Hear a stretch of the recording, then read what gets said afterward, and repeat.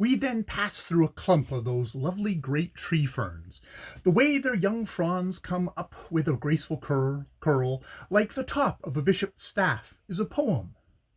But, being at present fractious, I will observe that they are covered with horrid spines, as most young vegetables are in Africa.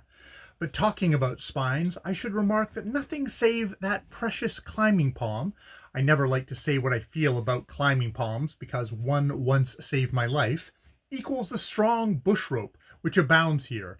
It is covered with short, strong, curved thorns. It creeps along concealed by decorative vegetation, and you get your legs twined in it, and of course injured. It festoons itself from tree to tree, and when your mind is set on other things, catches you under the chin and gives you the appearance of having made a determined but ineffectual attempt to cut your throat with a saw. It whisks your hat off and grabs your clothes and commits other iniquities, too numerous to catalogue here. Years and years that bush rope will wait for a man's blood, and when he comes within reach, it will have it. We are well down now among the tree stems, grown over with rich, soft green moss and delicate, filmy ferns. I should think that for a botanist, these southeastern slopes of Mungo Malobe would be the happiest hunting grounds in all West Africa.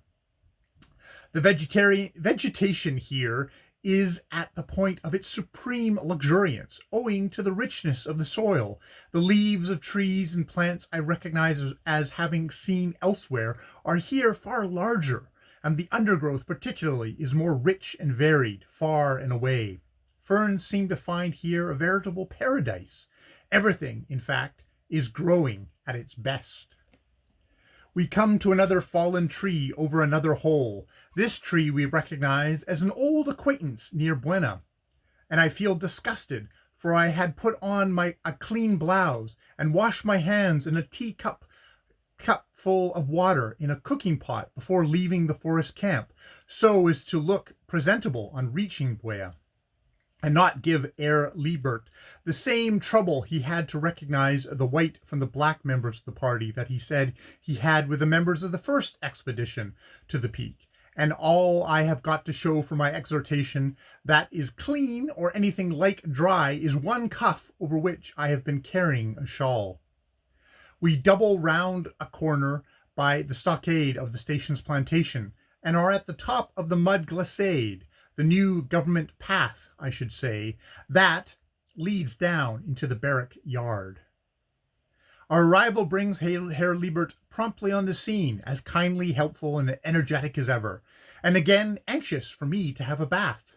The men bring our saturated loads into my room, and after giving them their food and plenty of tobacco, I get my hot tea and change into clothes I had left behind at Buea, and, feeling once more fit for polite society, go out and find His Imperial and Royal Majesty's representatives making a door, tightening the boards up with wedges in a very artful and professional way. We discourse on things in general, and the mountain in particular. The great southeast face is now showing clear before us, the clearness that usually comes before nightfall. It looks again a vast wall, and I wish I were going up it again tomorrow.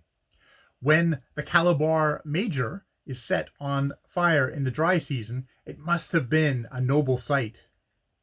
The northeastern edge of the slope of the mountain seems to me unbroken up to the peak. The great crater we went and camped in must be very early in one of the history of the mountain, and out of it the present summit seems to have been thrown up.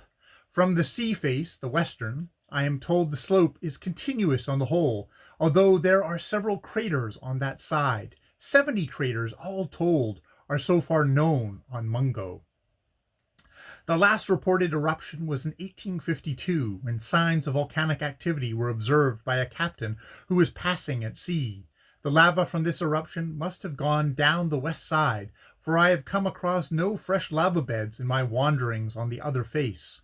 Herr Liebert has no confidence in the mountain whatsoever, and announces his intention of leaving Buea with an army on the first symptom of renewed volcanic activity.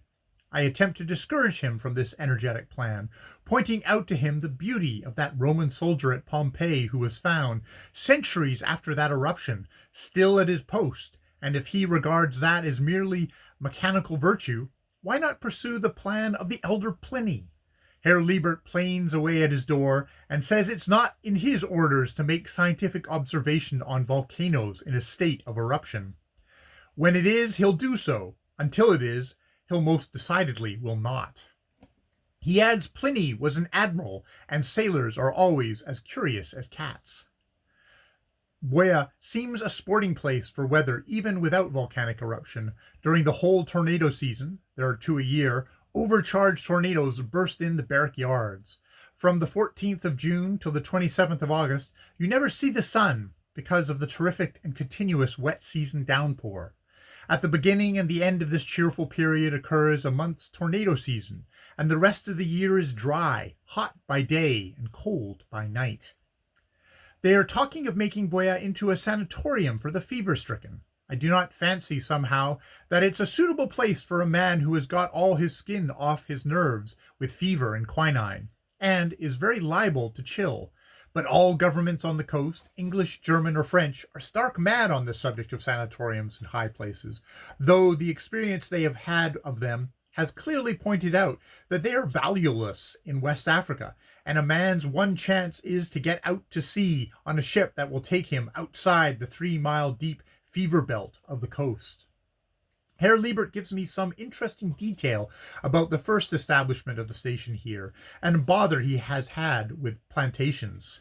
Only a short time ago the soldiers brought him in some black wood spikes, which they had found with their feet, set into the path leading to the station's cocoa plantations, to the end of laming the men. On further investigation, they also found pits carefully concealed with sticks and leaves, and the bottoms lined with bad thorns, also with malicious intent. The local Bakwiri chiefs were called in and asked to explain these phenomena existing in a country where peace has been concluded, and the chief said it was quite a mistake. Those things had not been put there to kill soldiers, but only to attract their attention, to kill and injure their own fellow tribesmen who had been stealing from plantations latterly. That's the West Africans' way entirely all along the coast. The childlike natives will turn out and shoot you with a gun to attract your attention to the fact that a tribe you have never heard of has been and stolen one of his ladies, whom you have never seen.